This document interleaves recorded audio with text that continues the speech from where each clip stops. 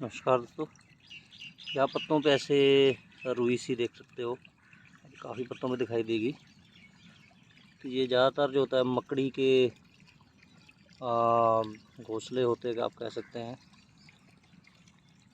तो अभी ये देखिए यहाँ पे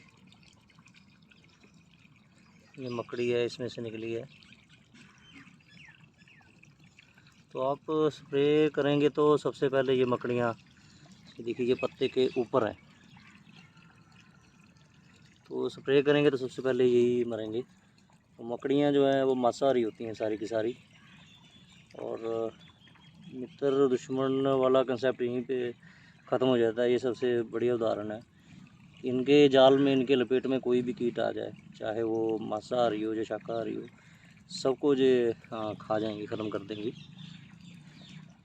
तो इसीलिए डॉक्टर दलाल ने मित्र दुश्मन कीट का कंसेप्ट ख़त्म करके कीटों को जो है खाने के आधार पे सिर्फ दो श्रेणियों में बांटा था, दो कैटेगरी में, एक मांसाहारी और एक शाकाहारी।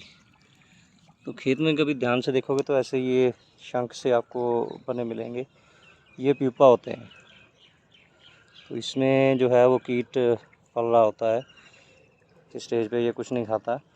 तो ज़्यादातर जो बोरर होते हैं, शूट बोरर और जातने के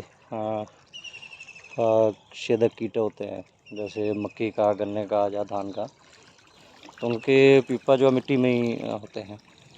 तो ये शंख जो है वो प्यूपा है, इसमें से कीट निकलेगा। तो आप इसको प्लास्टिक की एक डब्बी में बंद करके देख सकते हैं कि कौन से शंख में से कौन सा कीट जो है वो निकल रहा है, तो आप पहचान कर सकते हो। तो जो पहले आपको जैसे बताया था कि जो मक्खी है, जो फल वाली मक्खी है सब्जियों की, तो वो काट के आप उसको दबा देंगे तो मिट्टी के अंदर रहेगा, तो वो कीट जो है वो ख़त्म हो जाएंगे। जो सूंडियाँ हैं वहीं पे ख़त्म हो जाएंगी। अगर आपने उसको फेंक दिया तो सूंडियाँ उसमें से निकल के ऐसे ही प्यूपा बन जाएंगी और फिर से पतंगे बन के और जो बच्चे हैं वो आपके फलों में देंगी। तो आपको ये सिस्टम समझना है धीरे धीरे।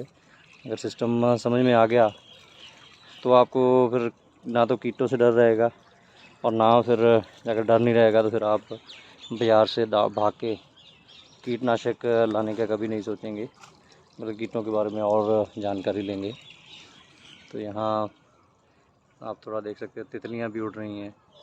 तो तितलियों भी सुंडी से ही बनती हैं। ये पंछी घूम रहे हैं यहाँ पे, उड़ रहे हैं, तो ये भी सुंडियाँ चुगने के लिए आए हैं। तो यहाँ तो पेड़ हैं, तो पेड़ पे पंछी आते हैं, इनको खाने को भी सुंडियाँ मिल जाती हैं, रहने के लिए जगह है। तो ऐसा ही अरेंजमेंट आपको खेत में करना है और सिस्टम को समझ के खेती करनी है। धन्यवाद।